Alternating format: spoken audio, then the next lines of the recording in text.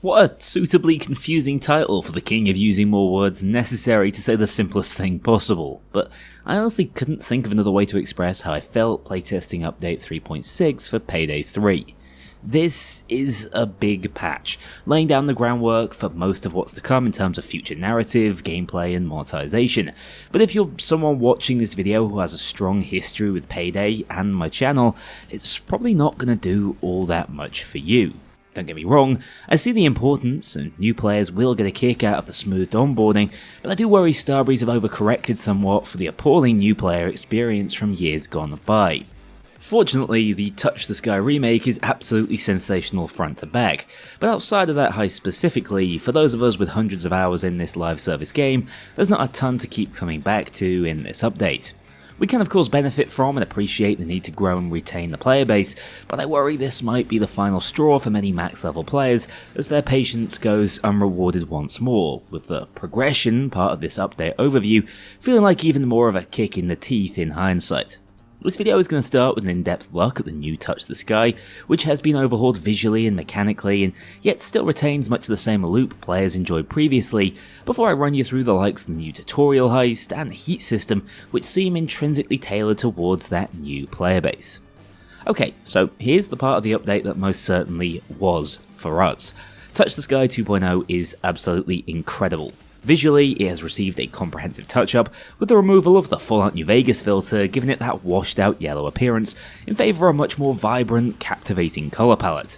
In addition, the entire visual presentation of the penthouse has been improved, adding more foliage and object density not only to function as much needed cover, but also to give the building we're heisting that sense of luxury they were going for originally.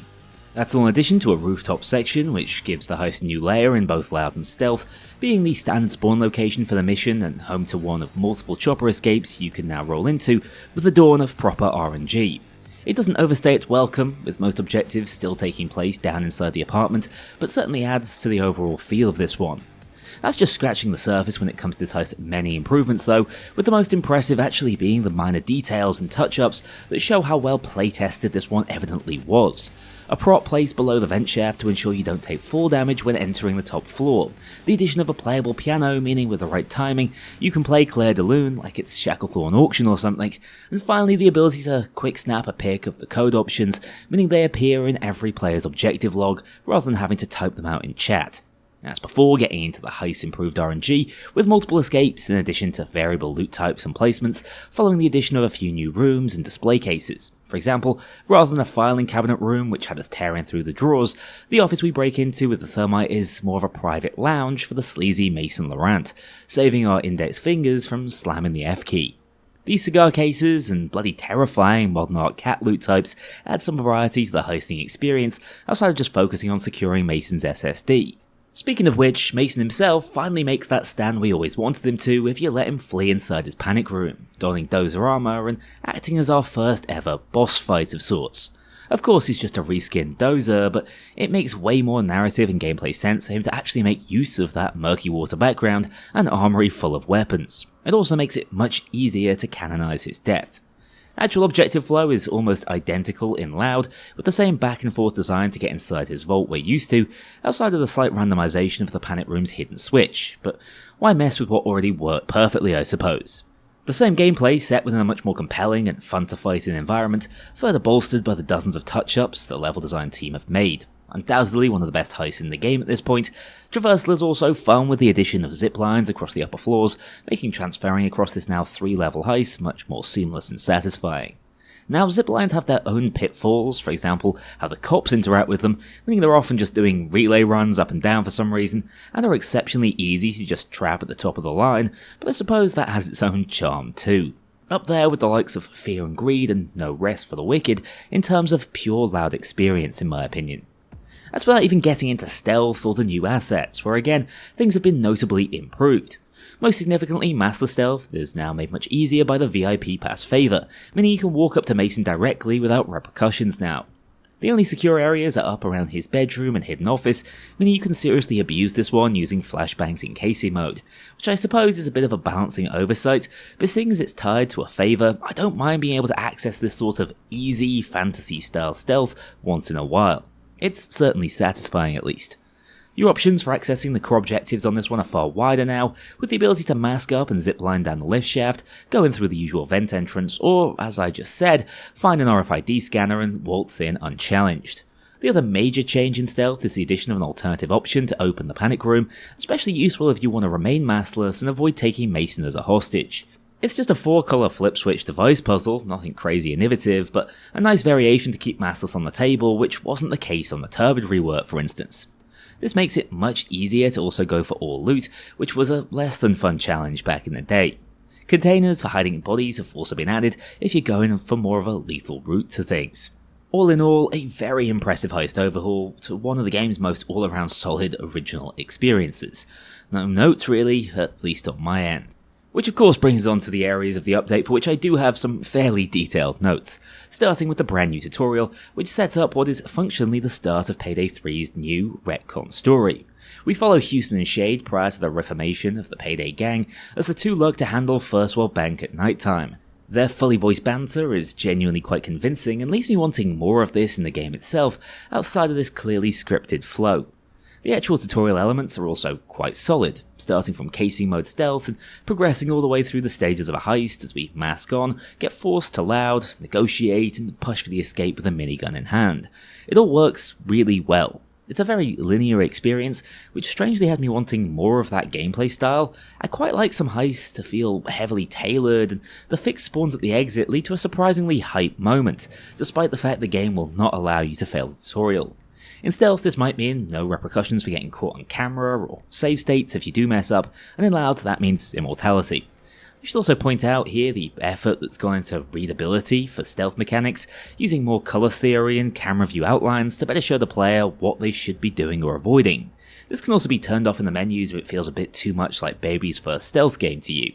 It's all fairly transparent in its goal though, of making new players feel more at home with the game and mitigating as many of those potential quit moments as possible. Overall, every core mechanic, barring tools, is taught directly to the player, in addition to a few more specific objective types which I was told new players historically have trouble with, for example killing the camera operator to shut down cams, or throwing hostages against iris scanners. It almost always works, although did tell me to shoot this poor Civ for some reason, so Houston is canonically evil now. As a one-off experience, it's a good time, and again, I think has just impeccable presentation once in the mission, and will leave you desperate to play a full version of First World Bank at night. The atmosphere is just that good, and so is the heist track. My only real complaint is that the cutscenes feel a bit stunted and janky, whilst the narrative throughline is confusing until they go further with this retcon. Houston gets shot through the mask if this is to be believed, yet somehow the aftermath of this is him landing in prison for us to later break out. My interest is undoubtedly piqued by all this, and it's nice to see someone at Starbreeze agree that the initial narrative just didn't cut the mustard, but hard to say where this is going from just this little setup. Those are the core heist adjacent additions in this update, but not where the in-mission content ends for this one. The most immediate change you'll notice is a new visual styling for SWATs to make them easy to distinguish. Overall, it's a more colourful looking lineup, which I'm not inherently against. I think this is fine. They're not quite as clown car copy as they seemed in the behind the scenes video, and overall readability has undoubtedly improved. I think translating their colour schemes over from Payday 2 works well, although the Dozer getting greenified I'm not sure about. It sets him apart from Blue SWATs, but somehow makes him less intimidating in my opinion. Cloakers and Tasers probably got the best of it, with more distinguished looks that scream, "shoot me." It's hard to not again assume this is almost entirely catered around the onboarding experience and helping new players tell their enemies apart, but a fresh coat of paint can also be appreciated by those of us who've been seeing the same blokes in our heist for the past 2.5 years, purely for that sense of novelty. The heat meter mechanic is another new feature allowing you to push for an early end to assault waves simply by picking up kills. The idea being you have greater control over the flow of a heist, and highly aggressive builds are encouraged. From testing in solo play purely on overkill difficulty, I can say this feels unusual sometimes, especially with the insane kill per minute potential of the frag setup, although I've also noticed the bar progress decays quite rapidly if you're not picking up kills, so later in the heist the assault waves generally feel more like they used to. I've yet to try it out in co-op lobbies, and my fear is that it might just result in very stunted assault waves, like what we saw when Turbid Station Loud released Bugged, but at least solo, it feels like a kinda neat way to reward aggressive play with some downtime. However, I really don't want to see this become the dominant strategy for making it through a heist, because half the fun of objective management is getting them done whilst under assault pressure. The alternative is this game turns into a pure horde shooter with passive F-holding sections for downtime, so this will need to be closely monitored. I've played a further along version of this new combat system and do feel like it has the potential to grow into something genuinely more compelling. Time will tell though, and I don't feel it's been nailed at this first attempt. Next up we have two new armor frame types, which I'm pleased to see just for what this could eventually mean for a meta shakeup. Unfortunately, as of now, I don't think this first couple of additions will move the needle. The Vanguard 2-plate frame is the standout option and feels solid enough, with the old 4-plate passive giving you a point of trauma recovery for every kill you pick up. This sustain is nice and can be pulled off in Sociopath mode or through Adrenaline to give that effect of genuine armor recovery. However, as before, it also lacks any plate flexibility, only really functioning for blue resistant plates and forcing you into carrying just the 2 of them when 4 always felt better to me. It can be fun paired with an Adrenaline build as a first line of armor defense, strengthening what I feel is a currently underpowered playstyle, but is very unlikely to dislodge the current meta options. However, compared to the Survivalist 3-plate frame, it's a bloody godsend. I can't really fathom why this thing exists. It's an armor frame which has simply had the 1-plate passive of stronger FAKs strapped to it, and then trades an extra down for 20% less total ammo capacity. I get this is aimed at being a more forgiving armor type, reaching a max of 5 downs which can synergize with a health build, but the trade-off of passives is just astronomically poor. No one's really running the 1-plate frame for its FAK buff, so I think it's mad whacking that on a less optimized frame when the other 3-plate Saboteur frame is only any good because of its throwable regen. Even as a new player, I don't see how this could ever make sense to run, so I'm a little perplexed by its addition. From my perspective, this was a good opportunity to bring back the old adaptive armor gating playstyle, which we miss so dearly, meaning the addition of the Survivalist frame feels like a waste of design space. On that note, at the moment, the newly added crime bonds are much the same. Currently, unless you're a brand new player, you're not likely to get much out of these grid-based role-playing bundles of items, with their presentation ripped directly from Helldiver's war bonds. And that's all above board apparently, because the person working on them literally did the same for Arrowhead. I have seen elements of what this can become and certainly think it has potential, but right now it's tough to not be a little underwhelmed by these RPG-centric display pages where you already own almost everything. The goal is obviously to onboard new players into certain styles as quickly as possible so they feel less aimless and have something to collect and strive towards, but until we see that fleshed out with new content, there's nothing for longer term players to get excited for. The remaining menus on the other hand do feel much better to use. I really like having sorted weapon classes at last, and although the vendor menu remains a mess, your loadout menu is incredibly clean, and you can easily navigate between the two to make purchases you want. I also think the centralization of your character in a safe house helps with customization, and that lost element of character attachment, although the new positioning of menu items will take some getting used to. But just to reiterate, you're not meant to be used to this, you're meant to be a new player. Kindly forget the last almost 3 years ever happened. As for things to strive for in this update, we have the usual set of 4 thematic contracts, which I do appreciate for their fantastic rewards. So many of these would have previously been held back for DLCs or at least chucked into a Twitch drop, and having them unlockable in-game is a massive improvement on that, but the tasks still feel inane. They're a bit meatier this time and might take more than a single play session to complete, but I'd love to see them take the kid gloves off and get properly creative with it, rather than just asking us to take out repelling SWATs. They should really have the confidence in the mask and outfits they're giving away to put them behind a proportionate gate of difficulty. They've also added a 5th contract this time for tutorial adjacent activities, with Houston's broken hockey mask as a reward, but this is a one-off to encourage people to set up and give the tutorial a go, regardless of experience level. Finally, there are a few nice miscellaneous additions. I believe one of the final base game weapons to receive them, the SA, now has inspect animations. Shopping Spree has this little escape video that plays with the car exit, which is a nice idea but also a bit jarring when it only plays with one specific escape type on one particular DLC ward heist. Maybe more to come for these outros if we respond well though. The Interceptor now works at 25% charge, as it used to with the original overskills, and cams can be hacked without any hacker tree skills, making that utility universally accessible. Dozers are harder to stunlock, especially with shotguns, although it still works with multitasker in the SMG tree, and the best build of 2026 is pretty much untouched. I mean, you can still kill dozers via fall damage, what more can you really ask for?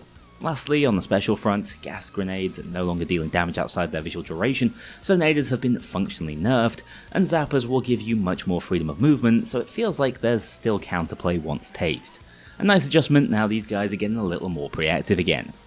And that's it for the bulk of this update. Everything about it screams accessibility, readability, and improving one's initial impressions of the game. To be clear, these are all good things to iterate on. I'd quite like to see someone who doesn't play the game pick up and play it now when compared to launch. But the opportunity cost of all this onboarding focus is painfully apparent, not least from a glance at my own comments section. Anecdotally, although I understand there can be friction when stepping into your first ever heist, I also think the game's first 10 or so hours are really when it's at its best, before the shallow progression and repetitive heist fatigue sets in. And I know there's a need to grow the player base with new blood, but I fear players are just as likely to bounce off a game when all they see from its established community is disappointment as they are when they run into actual in-game friction. Knowing July is going to be a much lighter touch patch also doesn't make this any easier to take as an established fan. Although I'm hopeful, based on what I've learned about the rest of the year to come, there's a fairly significant light at the end of the tunnel. And in truth, when I step back and view it holistically, there's still fun to be had here thanks to an excellent Touch the Sky rework, which takes no risks around what made the original one of the base game's best heists, but improves upon it in almost every way, most notably its visual presentation. The death of the piss filter coincides with the death of Piss Dallas. Anyway, let me know what you think of the patch. Do you sympathise with the new player conundrum, or are you just as likely to lapse with very little to strive for anymore? Wonk will be covering a few bonus bits from this update, including what the hell is going on with this new narrative direction, so be sure to follow the link on screen to subscribe to my second channel. Take care, and I'll see you all very soon. A huge thank you to my dedicated Patreon backers. If you want to join this crew in going infamous, check out the link below and pledge as little as $2 to see your name in the credits, or get 24-hour early access to future videos and vote on upcoming content. Take care, I'll see you all soon.